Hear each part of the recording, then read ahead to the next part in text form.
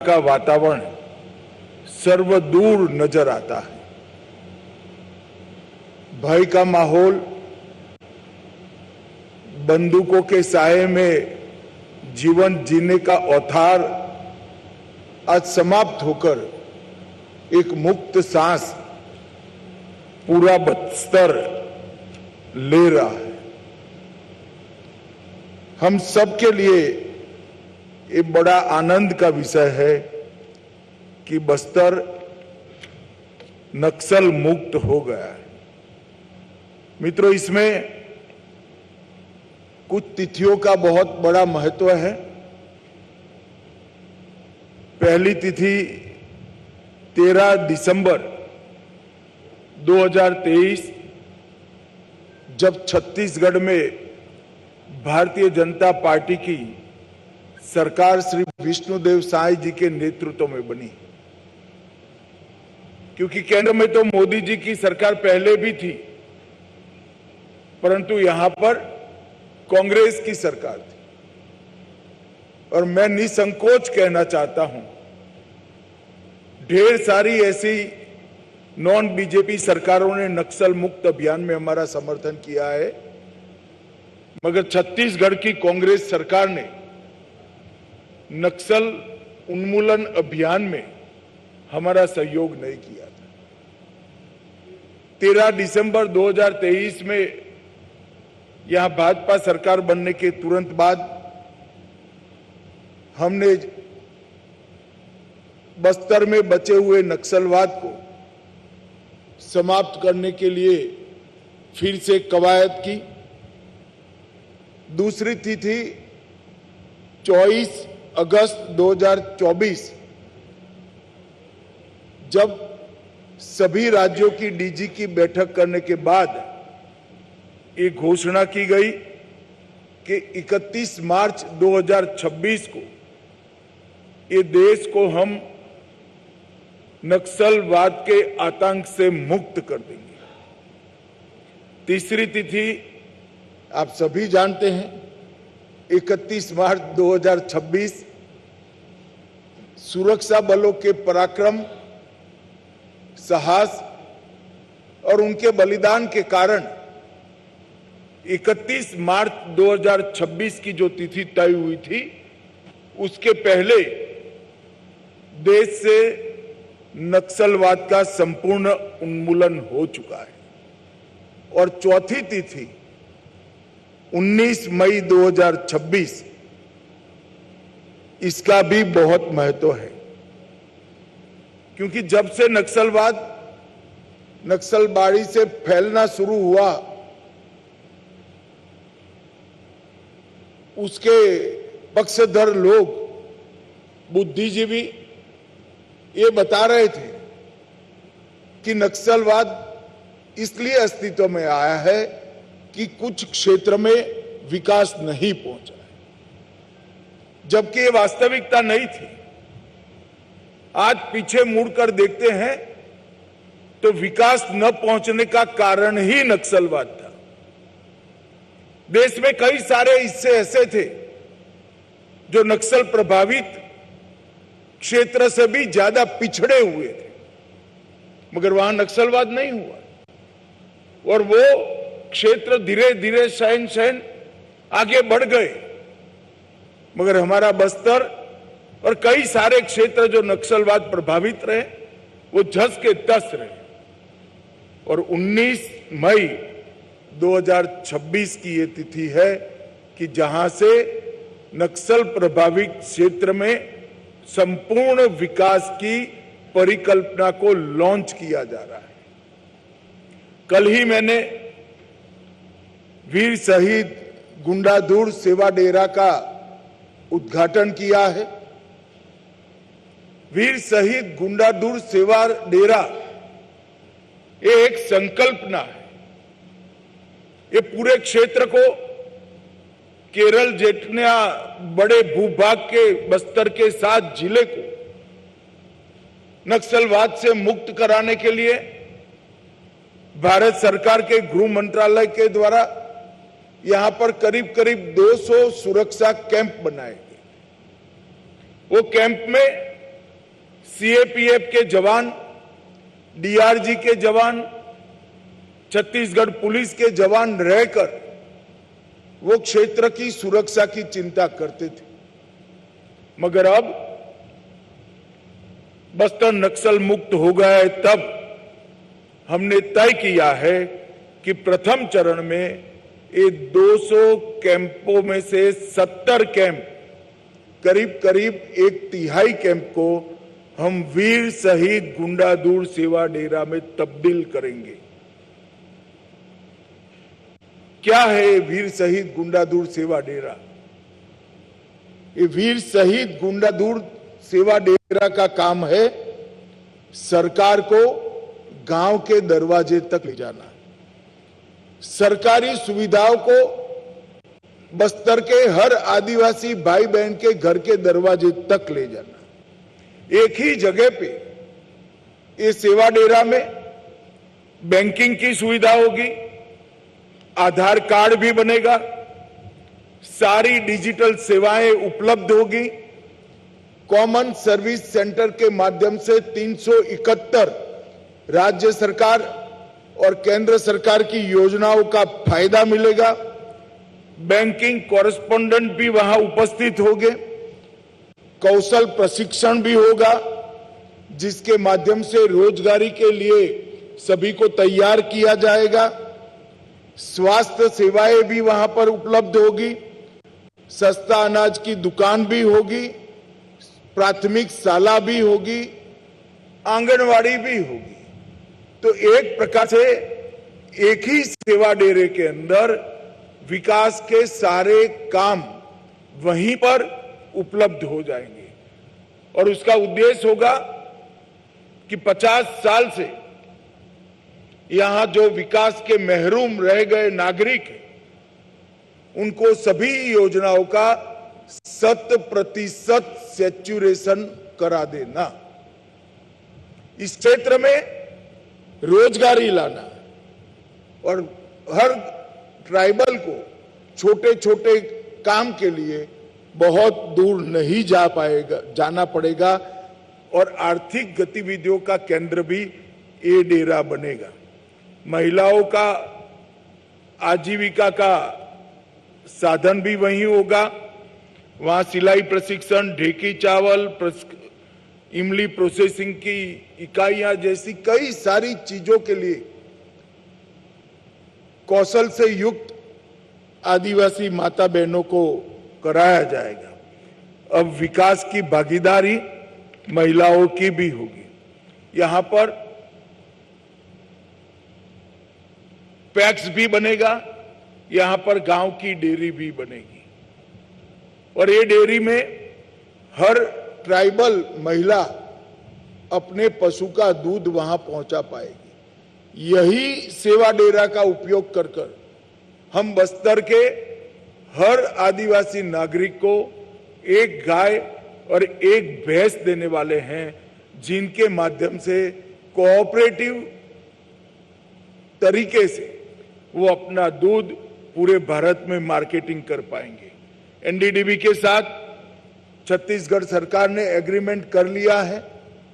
हमारे उप मुख्यमंत्री गुजरात जाकर कोऑपरेटिव डेयरी का पूरा मॉडल समझकर आए हैं और आने वाले 6 माह में हम यहां पर बस्तर संभाग में डेयरी का एक बड़ा नेटवर्क बनाने जा रहे हैं।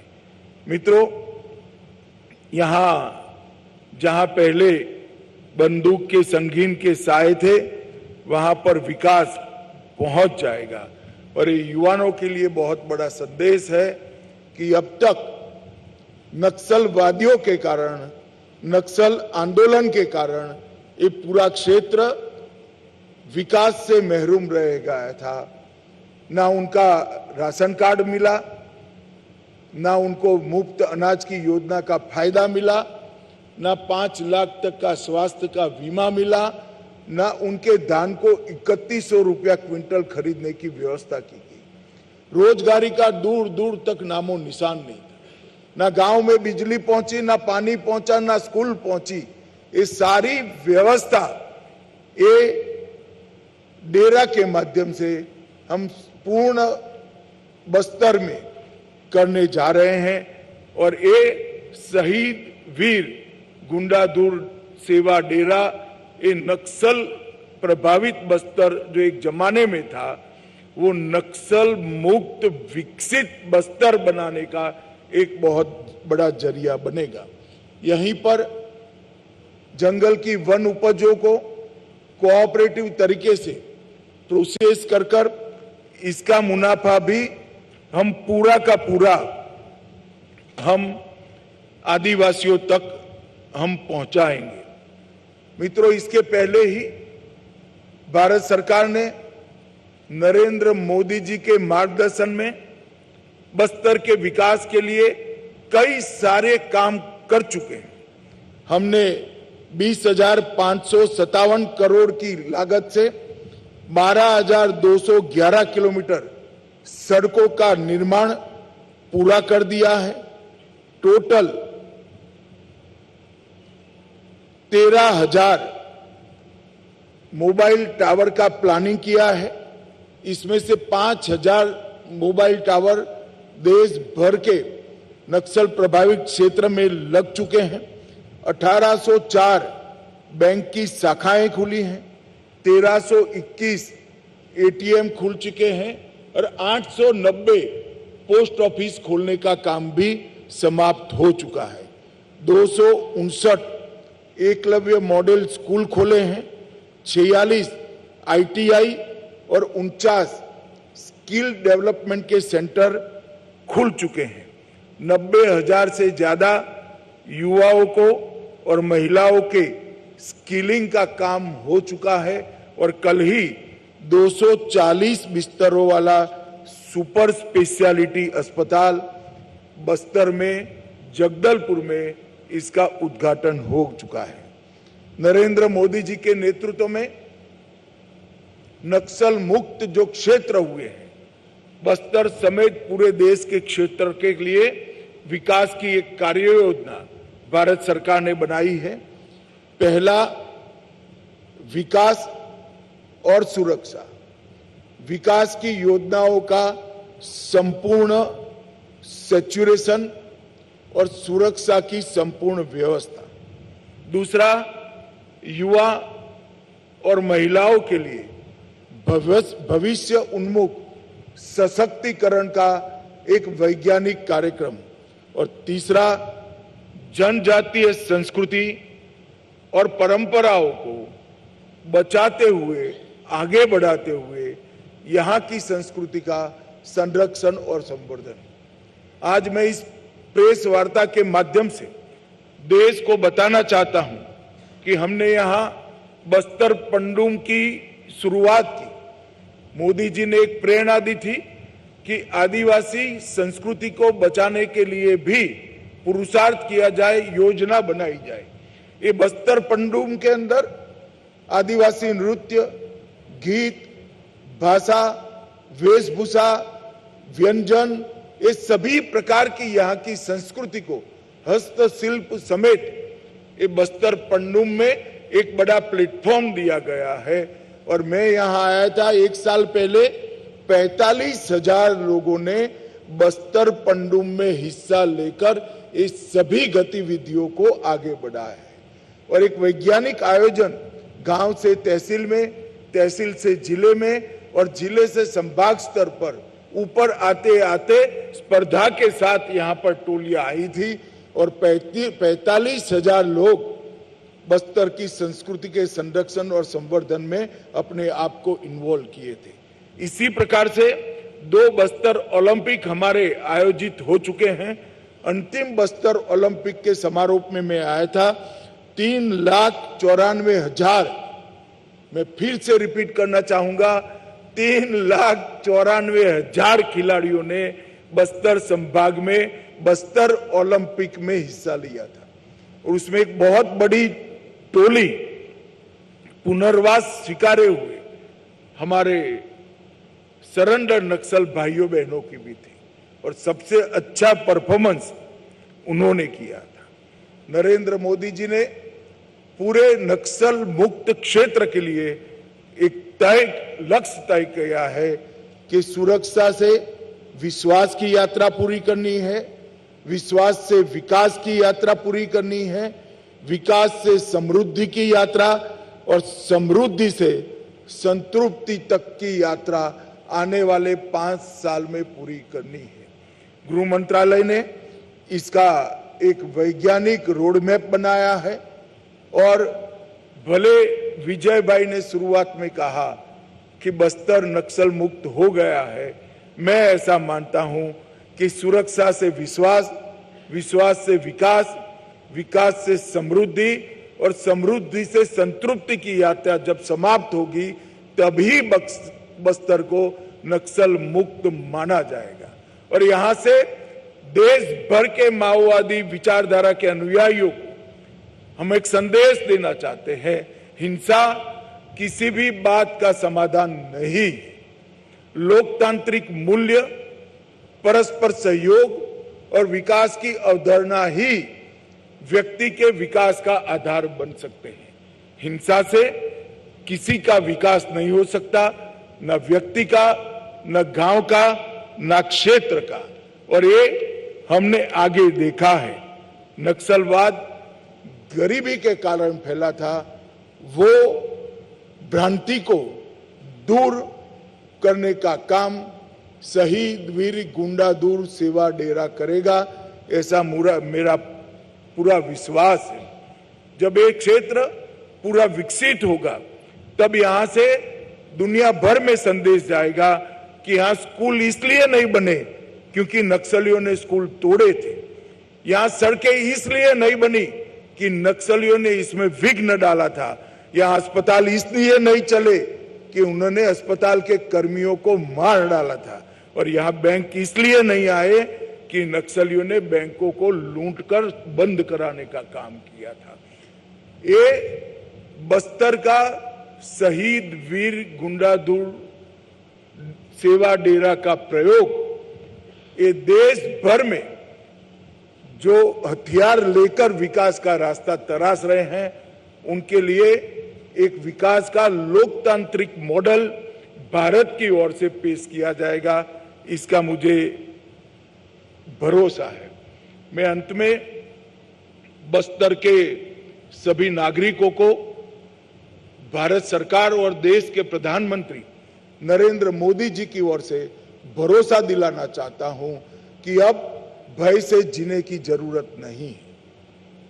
यहां नया सूर्योदय हो चुका है, भले आजादी के इतने साल बाद ही अब विकास का रास्ता प्रशस्त हो रहा है।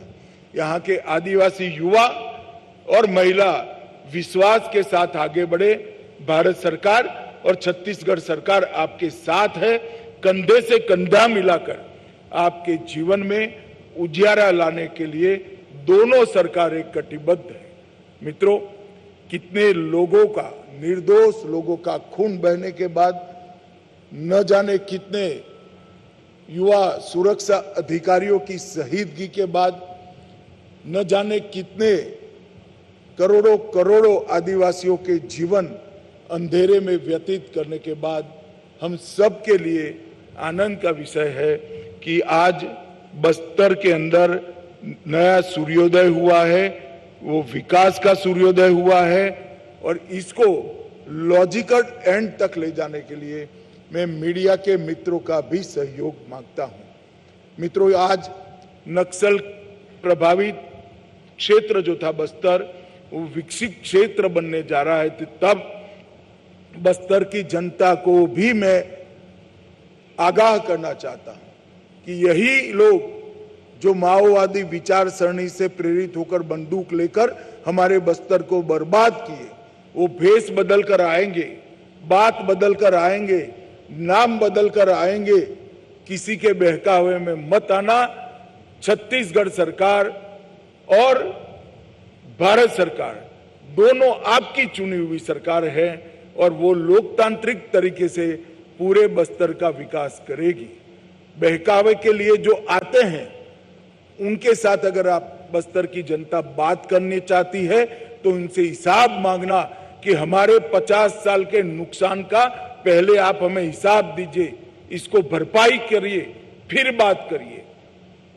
भारत सरकार और छत्तीसगढ़ सरकार दोनों कंधे से कंधा मिलाकर ये पूरे क्षेत्र को समस्त देश में सभी आदिवासी संभागों में सबसे विकसित संभाग बनाने के लिए कटिबद्ध है और आने वाले 5 साल में ही बस्तर पूरे देश के सभी आदिवासी संभागों में सबसे विकसित संभाग बनेगा, इसका मुझे विश्वास है। इस मौके पर मैं फिर से एक बार, कई बार मैं बोल चुका हूं, मगर फिर से कहना चाहता हूं कि ये नक्सल मुक्त भारत का संपूर्ण यश जिन्होंने अपना सर्वोच्च बलिदान इस लड़ाई में दिया, वो सुरक्षा बलों के जवान और उनके परिजनों को जाता है। वो सुरक्षा बलों के जवानों को जाता है जिन्होंने नितांत यातनाएं उठाकर इस अभियान को चलाया, लड़ाई लड़ी और यहाँ के ट्राइबल क्षेत्र को नक्सल मुक्त करने में अपना योगदान दिया। मैं फिर से एक बार नक्सल अभियान के कारण जो जवान अपना सर्वस्व बलिदान दिए हैं, वो जवानों को मन पूर्वक श्रद्धांजलि देना चाहता हूं और वो सारे लोग जिन्होंने नक्सलवाद के कारण अपने परिजन गंवाए हैं, उनके प्रति भी मैं संवेदना और सांत्वना व्यक्त करना चाहता हूं। धन्यवाद।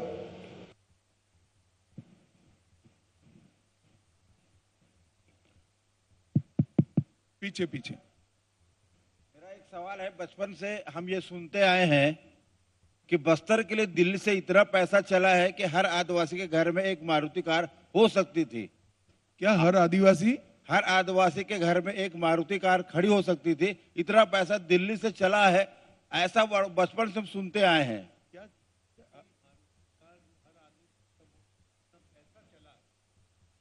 मैं ये कहना चाहता हूं, नहीं, ऐसा नहीं है। यहाँ इस तरह की परिस्थिति ही नहीं थी कि विकास हो पाए। अब रोड बन गया, अस्पताल बन गया, मोबाइल टावर आ गए, गांव में पानी पहुंचने लगा है, स्कूल पहुंचने लगा है और स्किलिंग भी हो रहा है, तो समृद्धि अपने आप आएगी। सरकार मारुति गाड़ी नहीं भेज सकती, सरकार व्यक्ति को इसके योग्य बना सकती है जो अपनी मारुति खरीद पाए, वो हम सुनिश्चित करेंगे। बस्तर मुक्त, धन्यवाद, हो गया बेटी। बस्तर नक्सल मुक्त तो हो हम गया। विवाद नहीं कर सकते भैया, सवाल जवाब कर। आगे बढ़िए सर। बस्तर नक्सल मुक्त हुआ, इसके लिए आपको सरकार को बधाई।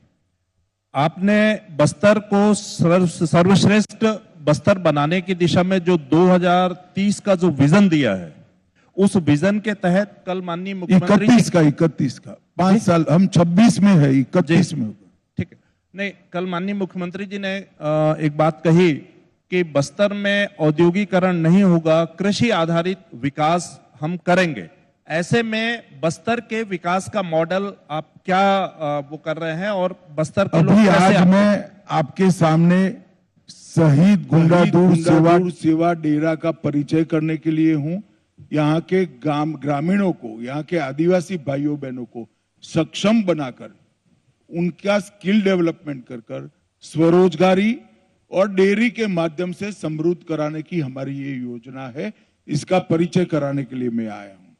जैसे जैसे समय आगे बढ़ेगा, हम आगे की चीजें भी बताते जाएंगे।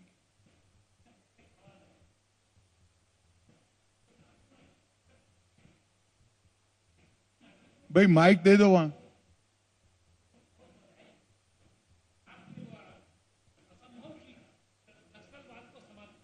आपको कोटि कोटि साधुवाद। मेरा एक सवाल है, कल आपने जो बादल में एक बहुत बड़ा बात कही थी कि विकसित भारत बिना विकसित बस्तर के संभव नहीं है।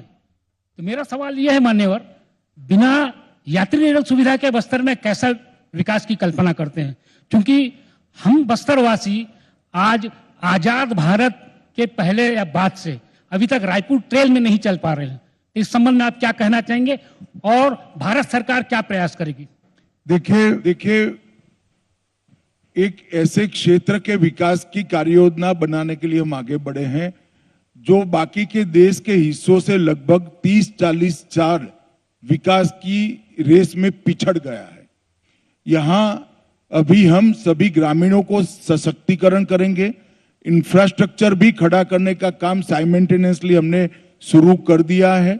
यहाँ इरिगेशन की योजनाओं का भी डिजाइन हो रहा है, रेलवे भी पहुंच रही है, और साथ में एक बार ये पहला चरण समाप्त होने के बाद बस्तर के संपूर्ण विकास की भी कार्य योजना हम बनाएंगे। परंतु मैं इतना सुनिश्चित करना चाहता हूं कि बस्तर का हर नागरिक की अभी जो एवरेज आय है उसको कम से कम हम 5 साल में 6 गुना करने का काम करेंगे। इसमें कोई संशय रखने की जरूरत नहीं, और इसका वैज्ञानिक आयोजन हमारे साथ उपलब्ध है। सर नमस्कार, मेरा नाम नरेश है सर।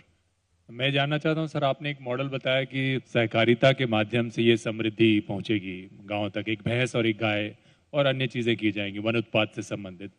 क्या विशेष पैकेज का भी प्रावधान है? और जो रोजगार है क्या सहकारिता में पैकेज नहीं होता, सहकारिता अपने आप में पैकेज है। जी। सब लोग परिश्रम करके स्वमान के साथ कमाते हैं। जी, इसके धन्यवाद। अलावा क्या विशेष पैकेज भी धन्यवाद होगा? धन्यवाद।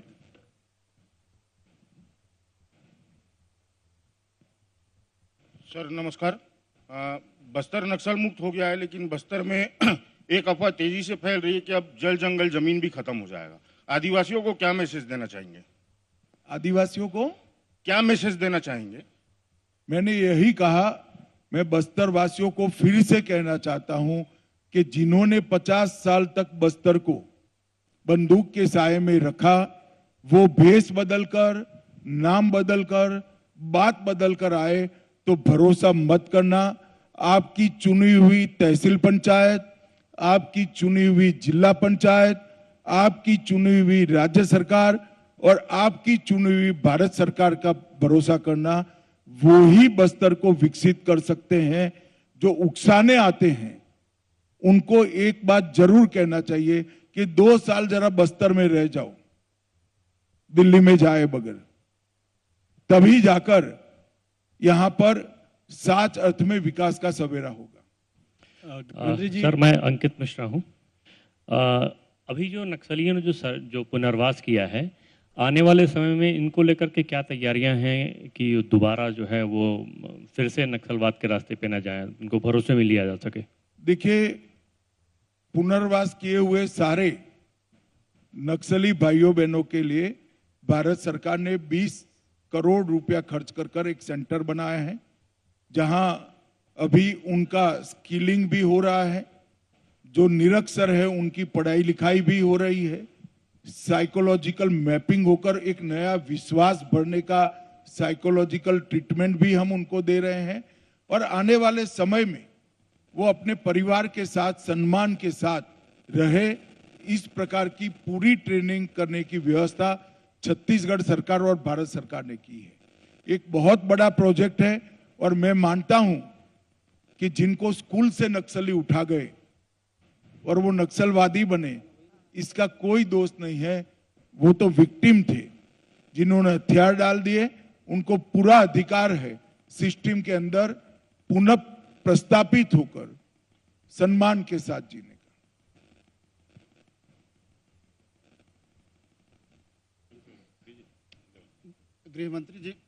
गृह मंत्री जी नक्सलवाद मंत्री महोदय जी, मेरा ये सवाल है कि नक्सलवाद तो खत्म होने का जिस तरह से दावा किया जा रहा है, ठीक है, नक्सलवाद खत्म हो गया, आगे क्या? बस्तर अभी जिस स्थिति में है वो उसको विकसित होने में अभी एक्चुअल में आपने एक समय अवधि दिया था कि 31 मार्च तक नक्सलवाद खत्म हो जाएगा। अब हमारा ये सवाल है कि कब तक आपका ध्यान कहीं बाहर था, मैं पहले कह चुका हूं, फिर से बता देता हूं, 2031 तक। 2000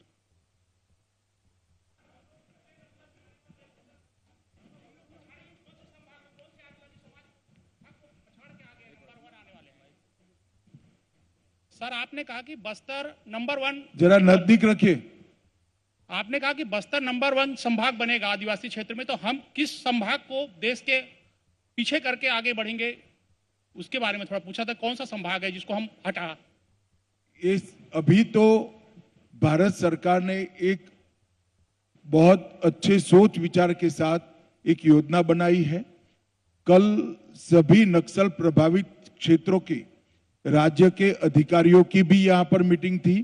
इसमें कार्य योजना का सभी राज्य सरकारों के साथ शेयर भी किया गया है। गृह सचिव ने स्वयं एक प्रेजेंटेशन देकर ये कार्य योजना सबके सामने रखी है। अभी बस्तर का जहां तक सवाल है, शहीद वीर गुंडादुर सेवा डेरा से हम शुरुआत करेंगे और विकास के लिए जो कुछ भी जरूरी है वो सभी चीजें एक के बाद एक इसके अंदर जोड़ते जाएंगे।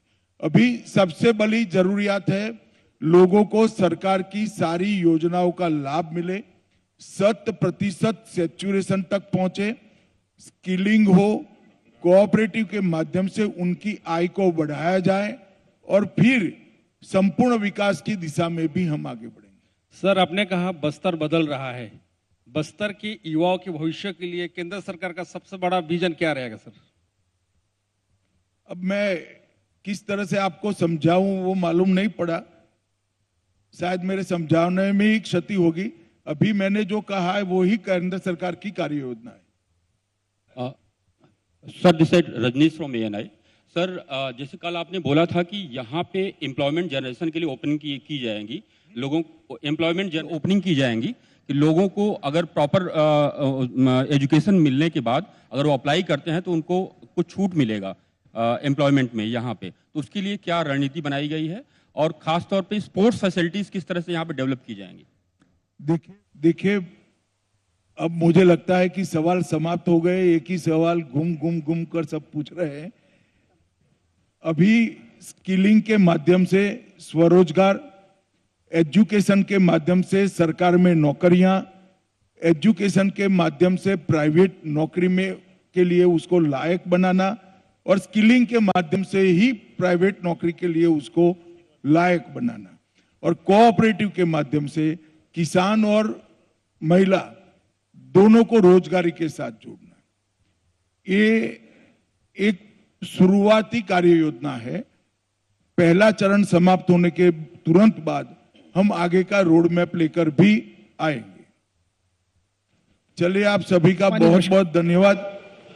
पहले तो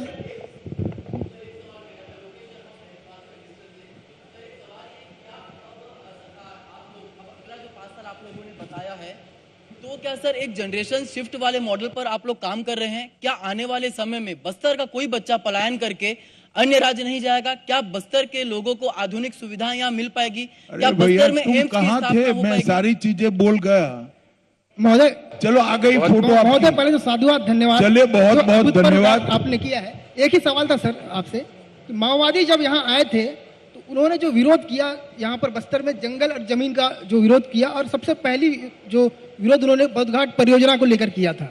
उनका सबसे पहली विरोध जो आया था बोधघाट परियोजना, उसको लेकर आया था और 40 साल से जो परियोजना बंद पड़ी। बोधघाट परियोजना नहीं, मगर उसका तो परिणाम देख लिया ना, खेती अच्छी हुई ना जीवन अच्छा हुआ।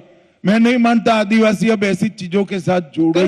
कल मुख्यमंत्री जी ने दो भाई ऐसा है कि आपने तय किया है कि चीजों को पटरी पर न चढ़ने देना, तो मुझे क्षमा कर दो। आप आपका काम करते रहो, मैं मेरा काम हो गया। मैं समझ गया आप क्या पूछना चाहते हो। बहुत आभार आप सभी लोगों का। मैं माननीय मुख्यमंत्री जी से आग्रह करता हूं, आज के प्रेस कॉन्फ्रेंस में धन्यवाद हम लोगों के बीच विराजमान हमारे देश के यशस्वी गृह एवं सहकारिता मंत्री श्रीमान अमित शाह जी, हमारे प्रदेश के जुझारू कर्मठ गृह मंत्री और डिप्टी CM श्री विजय शर्मा जी, हमारे होम सेक्रेटरी DIB, अधिकारीगण और मीडिया जगत के सभी बंधुगण, सबसे पहले तो हम अपने देश के यशस्वी गृह मंत्री और सहकारिता मंत्री के अत्यंत आभारी है। पूरे छत्तीसगढ़ की जनता की तरफ से उनका धन्यवाद करते हैं कि जो नक्सलवाद छत्तीसगढ़ के विकास में एक बहुत बड़ा रोड़ा था, एक कलंक था और लगता था कि पता नहीं इसका कभी अंत होगा कि नहीं, लेकिन हमारे देश के यशस्वी प्रधानमंत्री जी का आशीर्वाद, हमारे गृह मंत्री जी की दृढ़ इच्छा शक्ति और हमारे जवानों के अदम्य साहस के कारण इस असंभव को भी माननीय गृह मंत्री जी ने संभव करके दिखाया है। और जिस तरह से यहाँ के लोग और जनजाति समाज के गरीब लोग 50 साल से भी ज़्यादा वर्षों तक विकास से अछूते थे, अब आगे उसी तेजी से उनका विकास होगा। इसका पूरा रोड मैप आदरणीय गृह मंत्री जी ने रखा है। मैं एक बार फिर से पूरे छत्तीसगढ़ की जनता की तरफ से उनका बहुत बहुत आभार करता हूं और हमारे प्रदेश के गृह मंत्री और डिप्टी सीएम, इनका भी बहुत बड़ा रोल रहा है नक्सलवाद को समाप्त करने में। उनका भी धन्यवाद। हमारे होम सेक्रेटरी, डीआईबी, आप लोग भी बार बार यहाँ पर आकर हमारे जवानों का हौसला अफजाई किए और नक्सलवाद को समाप्त करने में उनका भी योगदान है और आप सभी लोगों का भी योगदान है।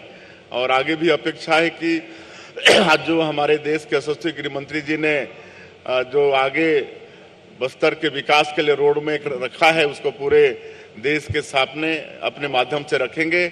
आप सभी लोगों का भी बहुत बहुत धन्यवाद।